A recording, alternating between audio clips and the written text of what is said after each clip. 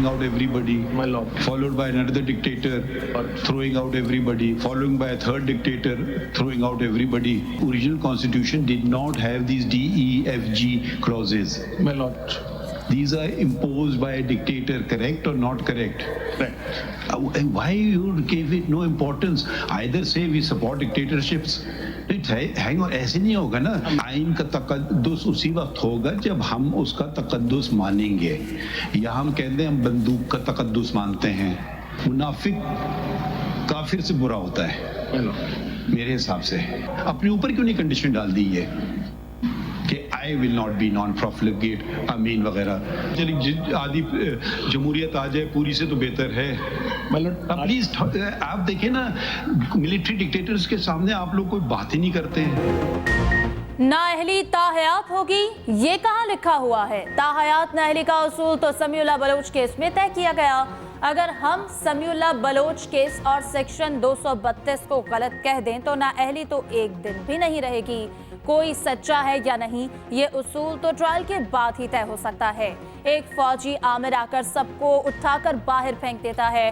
62-63 का इत्तलाक फौजी आमिर ने खुद पर क्यों नहीं किया? चीफ जस्टिस के 62(1)(f) के तहत ताहयात नाअहली केस में रिमार्क्स कहा, यहाँ तरामीम भी गन पॉइंट पर होती रही। डिक्टेटर के सामने यहाँ कोई बात नहीं करता। तौबा और राह रास्त पर आने का तस्वुर तो इस्लाम में भी है। इस्लाम में गुनाहगार को माफ भी किया जाता है। इलेक्शन सर पर हैं, इस मसले को जल्द हल करना है। Now we just need to understand whether at all the fact that a disqualification stands can continue forever, and if that disqualification was taken into a criminal proceedings and he went through age 63 and went through a actual conviction, he comes back, and there are a number of other offences where he commits even a heinous crime, he comes back. संगीन जराइम में मुलविस अफराद सजा काटकर election के लिए अहल हो जाते हैं। पार्लियामेंट ने नाअहली की सजा 5 साल तय की। नाअहली केस में जस्टिस मंसूर अली शाह के रिमार्क्स सवाल किया कि गद्दारी, ज्यादती और कत्ल के इल्जाम का सामना करने वाला इलेक्शन लड़ सकता है, लेकिन मामूली खता पर नाअहली ताहयात है। वकला ने दलाइल दिए। 5 रुकनी बेंच ने अल्लाह दीनू फैसले पर इन्हिसार करके 62(1)(f) के तहत ताहयात नाअहली मुतारिफ कराए।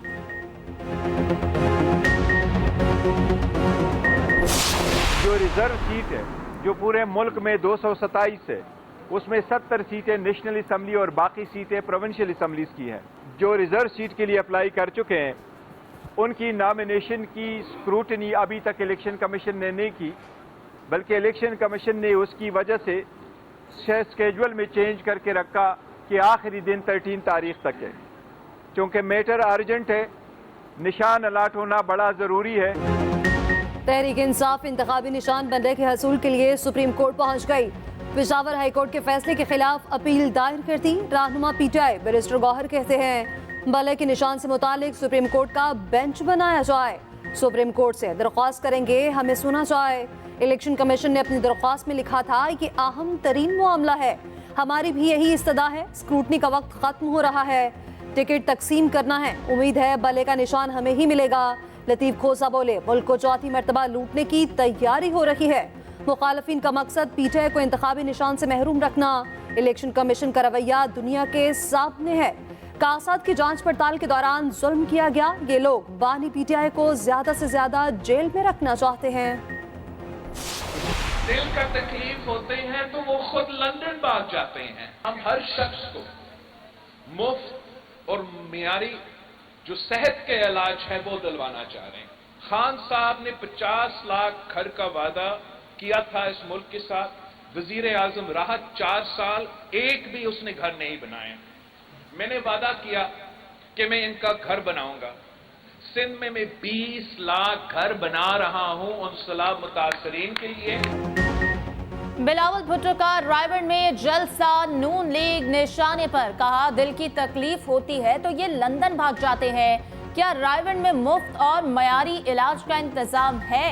8 फरवरी को इनको दिल की तकलीफ होनी है, इनके लिए रायबंड में दिल का अस्पताल बनाएंगे। पीटीआई ने 50 लाख घर बनाने का कहा, एक घर ना बनाया। हमारा मुकाबला नून लीग या पीटीआई से नहीं, महंगाई बेरोजगारी से है। पीपल्स पार्टी हर हल्के से इलेक्शन लड़ेगी। सिंध में सैलाब मुतासरीन के लिए 20 लाख घर बना रहा हूँ। आवाम से वादा है मुफ्त और मयारी इलाज की सहूलत देंगे। हम मजदूर कार्ड लेकर आएंगे। नून लीग ने लाहौर में अपने ही बड़े बड़े सियासी बुर्ज उल्टा दिए। अयाज सादिक, राना मशहूद, मरगूब अहमद और राना मुबशर कौमी असम्बली की टिकटों से महरूम। सरदार नसीर भुट्टा, वहीद आलम खान भी क़यादत को कायल करने में नाकाम।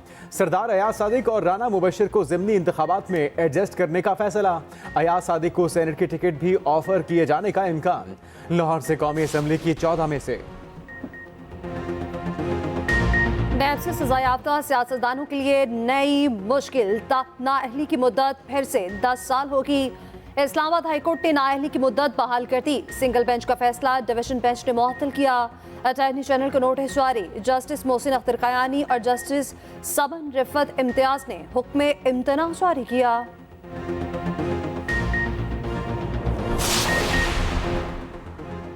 Lieutenant general retired Faiz Hamid ने हुकूमत के खिलाफ साजिश करने के इल्जामात मुस्तरद कर दिए। साबिक DGISI ने फैजाबाद धरना कमीशन के सामने बयान रिकॉर्ड करा दिया। फैज हमीद ने कमीशन की तरफ से दिए गए सवालों के जवाब दिए। कहा, हुकूमत की हिदायत पर तहरीक लब्बैक पाकिस्तान से मुज़ाकरात किए।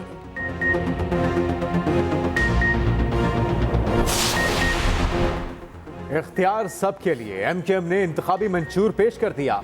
मुस्तफ़ा कमाल ने कहा, हम इंसानों के हुकूक का तहफ़्फ़ुज़ किया जाए। 25 करोड़ आवाम को खुद मुख्तार देखना चाहते हैं। मुस्तफ़ा कमाल ने सूबाई फंड्स का मामला भी उठा दिया। बोले, लोगों को महरूम करेंगे तो दहशतगर्दी की फैक्ट्रियाँ तैयार होंगी। खालिद मकबूल सिद्दीकी का कहना है, पाकिस्तान आज कई बहरानों का शिकार है, सबको मिलकर चलना होगा। 50 साल में आइन ने आवाम का तहफ़्फ़ुज़ नहीं किया। आइन में कुछ बुनियादी तरामीम की ज़रूरत है। फारूक सत्तार ने कहा, हर पाकिस्तानी को जिंदा रहने का हक मिलना चाहिए।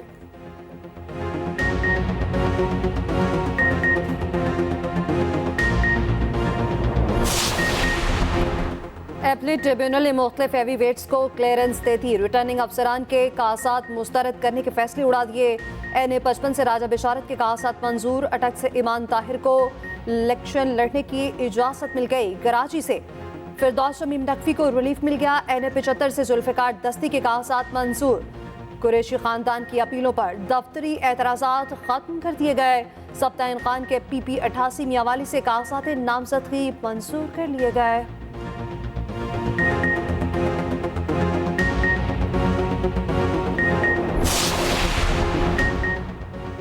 कागजात नामजदगी मुस्तरद होने वालों की अपीलों पर समाअत जारी। बानी PTI की अपील समाअत के लिए मंजूर। रिटर्निंग अफसर मियावाली को नोटिस जारी। चौधरी परवेज इलाही और उनकी अहलिया की अपीलें समाअत के लिए मंजूर।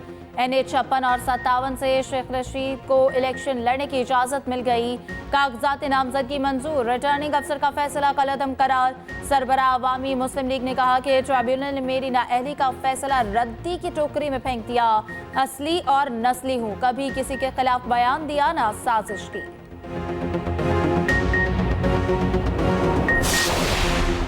आरोज के फैसलों के खिलाफ एपीलेट ट्रिब्यूनल में अपीलों के अंबार लग गए। हाई कोर्ट एपीलेट ट्रिब्यूनल में 1088 दरखास्तें दायर। लाहौर हाई कोर्ट ट्रिब्यूनल में 624 अपीलें दायर। हाई कोर्ट बेंच मुल्तान में 219 दरखास्तें पहुंच गईं। बहावलपुर में 81 और रावलपिंडी में 164 अपीलें दायर। पेशावर में मजमूई तौर पर 171 गुजारिशात दायर की गईं।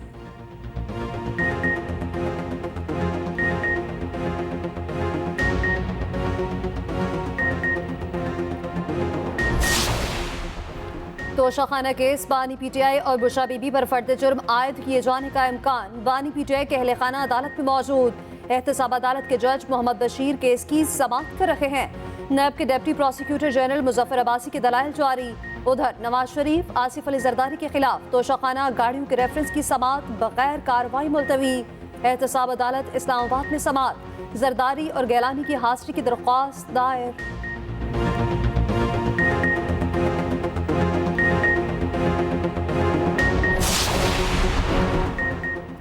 महंगाई के मारे आवाम को एक और बड़ा झटका। एक माह के लिए बिजली 4 रुपए 12 पैसे फी यूनिट महंगी। बिजली की कीमतों में इजाफा नवंबर के फ्यूल प्राइस एडजस्टमेंट की मद में किया गया।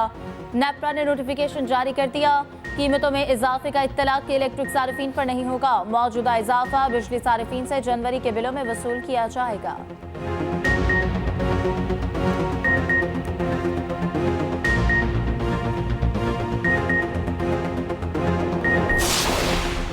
कोरोना वायरस के नए वेरिएंट JN1 ने खतरे की घंटी बजा दी।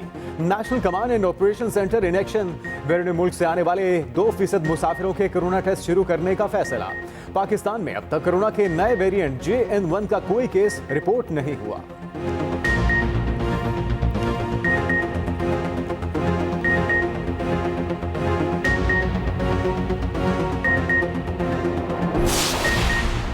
शरपसंदों का शुमाली वजीरिस्तान में वार मीर अली में चेक पोस्ट के करीब धमाका। बकरियां चुराने वाले मासूम बच्चे निशाना बन गए। तीनों बच्चे जाँ बहक हो गए। कानून नाफिज करने वाले इदारों ने तहकीकात शुरू कर दी।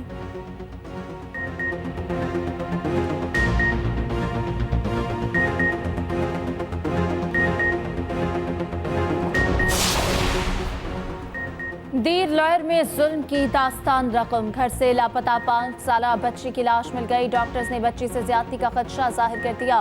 बच्ची 1 रोज कबल घर से लापता हुई थी।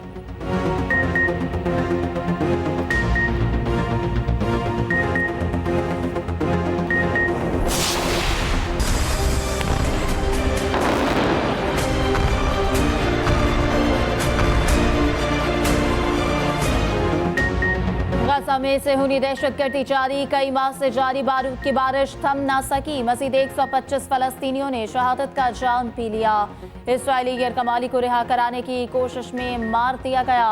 शहादा की मजमूई तादाद 22,637 तक जा पहुंची। मगरबी किनारे में भी फलस्तीनियों पर जिंदगी तंग कर दी गई।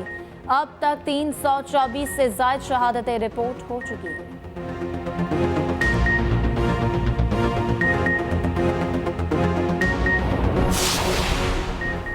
पीपल्स पार्टी की हुकूमत आई तो मुफ्त और मयारी तालीम पर तवज्जो देंगे। रहनुमा पीपल्स पार्टी शाजिया मरी की न्यूज कॉन्फ्रेंस। कहा मुल्क के हर बच्चे की तालीम तक रसाई यकीनी बनाएंगे।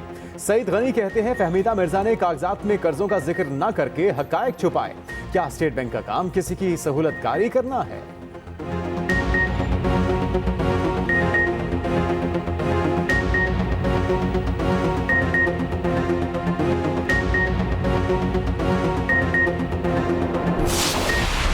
पाकिस्तान स्टॉक एक्सचेंज में शदीद मंदी के बाद रिकवरी। 100 इंडेक्स में 231 पॉइंट्स की कमी के बाद 7 पॉइंट्स का इजाफा।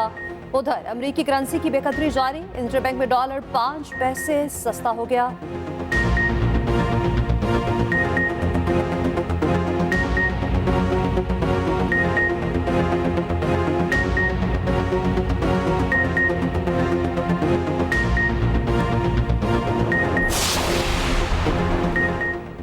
मुल्क भर में शदीद सर्दी की लहर। लद्दाख के इलाके लेह में पारा -11 तक गिर गया। स्कर्दो में -10, गिलगित और कालाम में -5 रिकॉर्ड। शिमाली इलाकों में बर्फबारी ने निजाम जिंदगी जमा दिया। पंजाब के बेशतर शहरों में यकबस्ता हवाओं का राज। आइंदा 2 रोज गहरी धुंध मुतवक्के। पारा मजीद गिरेगा। कोयटा, चमन, चागी समेत बलूचिस्तान के मुख्तलिफ शहरों में आज से हल्की बारिश का इम्कान। पहाड़ों पर बर्फबारी की पेशगोई।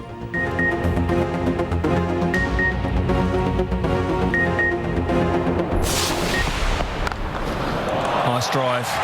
That will feel nice. Edge dropped. A simple catch. This time he targets up and over mid-on. Edge and in the gap. Got it! And indeed it is taken. 47. Oh, there's some interest behind the wicket. Kawaji doesn't want to look at the umpire. Sydney test का दूसरा रोज। Shaheen kangaroos को tough time न दे सके।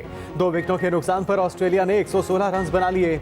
बारिश और खराब रोशनी के बायस खेल रोक दिया गया। डेविड वार्नर करियर के आखिरी मैच में लंबी इनिंग न खेल सके।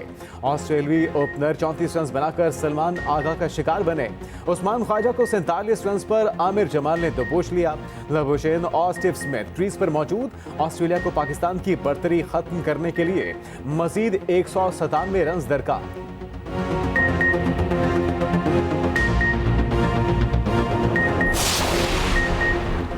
तारीख का मुख्तसर तरीन टेस्ट। 1.5 दिन में मैच का फैसला हो गया। भारत ने जनूबी अफ्रीका को दूसरे टेस्ट में हरा दिया। 79 रन का हदफ 3 विकेटों पर पूरा कर लिया। पहले रोज 23 विकेटें गिरी।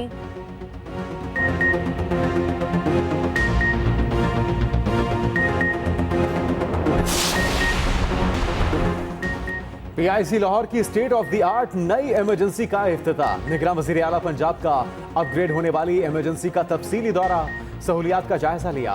कहा PIC की इमरजेंसी की अपग्रेडेशन से पूरे पंजाब को फायदा होगा। PIC में state of the art lab भी बना रहे हैं।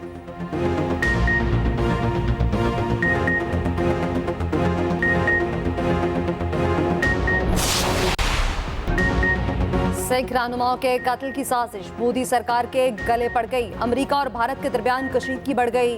मोदी सरकार ताल्लुकात खराब होने का एतराफ भी कर लिया। दोनों ममालिक के दरमियान टेक्नोलॉजी की मुंतकली और दिफाई मुआहिदों पर पेशरफ्त सुस्त पड़ गई।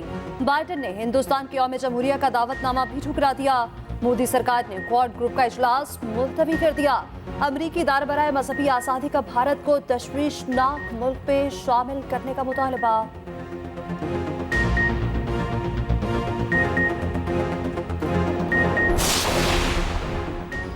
मोदी सरकार पुराने इत्तेहादी रूस से भी हाथ कर गई।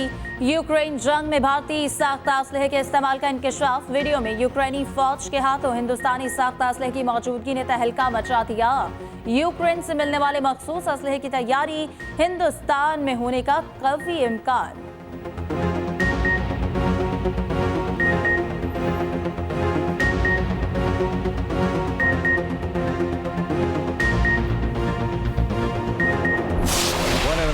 पाकिस्तान। हमारे साथ टेनिस स्टार एसामुल हक मौजूद हैं, उनसे हम इसी हवाले से बात करते हैं। Thank you very much for joining us and good morning. कैसे आप? ठीक ठाक हैं?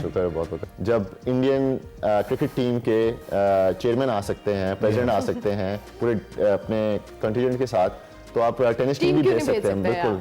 एंड अल्लाह का बहुत बहुत करम है। I think it's a huge win for Pakistan already कि किसी इंटरनेशनल फोरम पे, स्पेशली स्पोर्ट्स फोरम के ऊपर इंडिया के जगह पाकिस्तान के फेवर में कोई रिजल्ट आया है। डेविस कप की मेजबानी का एजाज पाकिस्तान के नाम। टेनिस स्टार एसामुल हक बने एक्सप्रेसो के मेहमान।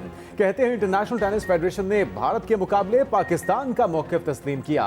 खेल को सियासत से अलग रखना चाहिए। Intelligence security expert Junaira Khan की भी एक्सप्रेसो में शिरकत। इंटेलिजेंस में ख़वातीन के किरदार पर तहकीक करने वाली पहली जनूबी एशियाई खातून बन गई।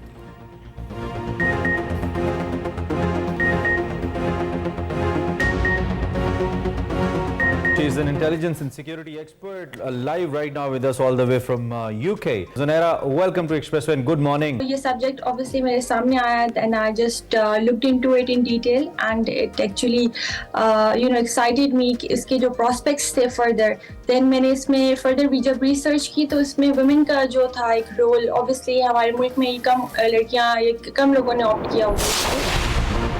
अमेरिका में सजा सुनाने पर मुजरिम ने खातून जज पर हमला कर दिया। वाक़या अमेरिकी शहर लास वेगस के कोर्ट रूम में पेश आया। खातून जज मुलजिम को कसूरवार ठहराते हुए सजा सुना रही थी। मुजरिम ने जज के बेंच के ऊपर छलांग लगाकर हमला कर दिया।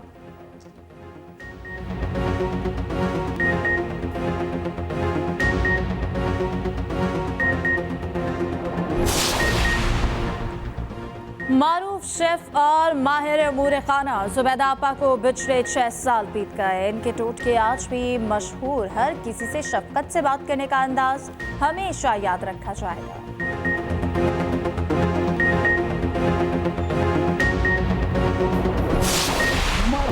और नामवर शायर, नगमा निगार और सहाफ़ी तुफैल होशियारपुरी का आज यौम वफ़ात। वो तहरीक पाकिस्तान के मुतहरिक कारकुन थे। होशियारपुर से लाहौर मुंतकिल हुए, फिल्मी नगमा निगारी में खूब नाम कमाया।